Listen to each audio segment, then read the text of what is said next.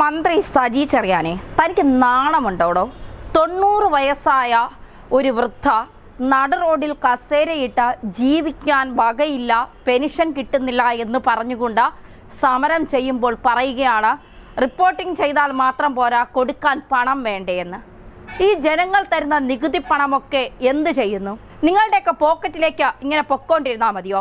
പാവപ്പെട്ടവൻ ഈ സാമൂഹ്യ സുരക്ഷാ പെൻഷനെ ആശ്രയിച്ച് കഴിയുന്ന നിരവധി പേർ കേരളത്തിലുണ്ട്. അവരൊക്കെ ചട്ടിയെടുത്തും ഇതുപോലെ നട റോഡിൽ കുത്തിയിരിപ്പ് സമരം നടത്തിയുമൊക്കെ നിങ്ങളിൽ നിന്ന് പണം വാങ്ങണമെങ്കിൽ എന്തിനാണ് തൊഴിലാളി വർഗത്തിന്റെ പാർട്ടി എന്ന് പറഞ്ഞുകൊണ്ട് നിങ്ങളൊക്കെ ഈ സ്ഥാനത്തിരിക്കുന്നത്? കക്കാനും കട്ടുമുടിക്കാനും ജനങ്ങളെ പറ്റിക്കാനും ജനങ്ങളെ പിഴിയാനും മാത്രമായി ഒരു ഇടതുപക്ഷ സർക്കാർ, അത് പിണറായിയുടെ നേതൃത്വത്തിൽ. പിണറായിയുടെ മകൾക്കെതിരെ ഇപ്പോൾ മാസപ്പടി വെറുതെ ഇരുന്ന് പിണറായിയുടെ മകൾ 1.72 കോടി രൂപ വാങ്ങിയതിനാണ് SFIO അന്വേഷണം നടത്തുന്നത്.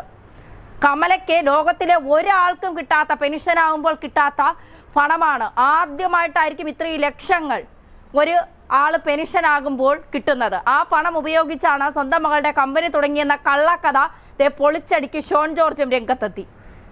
അങ്ങനെ മൊത്തത്തിൽ അവിയൽ പരുവമായി കിടക്കുകയാണ് ഇപ്പോൾ പിണറായി മന്ത്രിസഭ.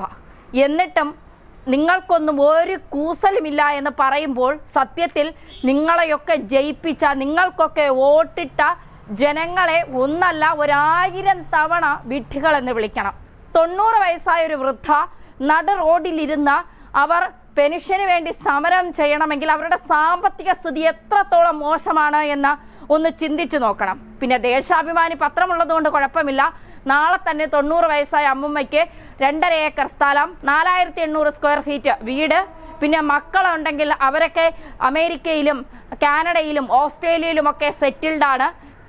ബാങ്കിൽ 25 ലക്ഷത്തിന്റെ ബാങ്ക് ബാലൻസ് ഉണ്ട്. അങ്ങനെ നിരവധി കഥകൾ നാളെ ദേശാഭിമാനി പത്രത്തിലുണ്ടാകും. കാരണം സർക്കാരിനെതിരെ ആരെങ്കിലും സമരം ചെയ്താൽ അവരെ കുടുംബവും അതിൻ്റെ അപ്പുറവും ഒക്കെ അന്വേഷിച്ച് പോയി ഇല്ലാ കഥകൾ എഴുതിവിടാൻ ഒരു പത്രമുള്ളത് കൊണ്ട് എന്തുമാകാമല്ലോ.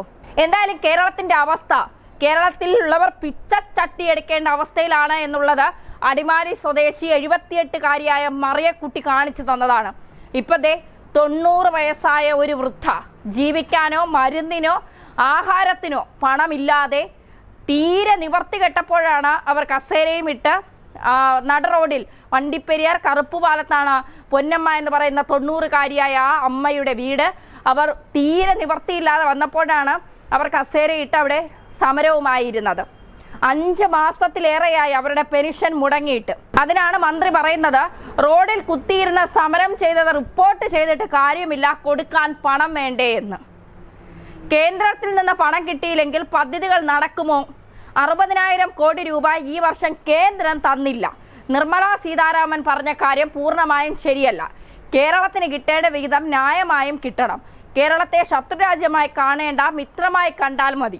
സംസ്ഥാനം നിലനിൽക്കാതെ കേന്ദ്രം നിലനിൽക്കില്ല അത്രേ. ഇതാണ് മന്ത്രി സമരം ചെയ്തതിന് പറഞ്ഞത്. ഇത് വല്ലവും ആ പാവത്തിനോട് പറഞ്ഞാൽ അതിന് മനസ്സിലാകണമെന്നുണ്ടോ? അപ്പം ഞങ്ങളെയൊക്കെ പറ്റിച്ചുണ്ടാക്കുന്ന ഈ നികുതി പണം എങ്ങോട്ടാണ് പോകുന്നത്? ഖജനാവിൽ കിടന്ന പണമൊക്കെ കൈയിട്ട് വാരി നിങ്ങളൊക്കെ തീർത്തോ?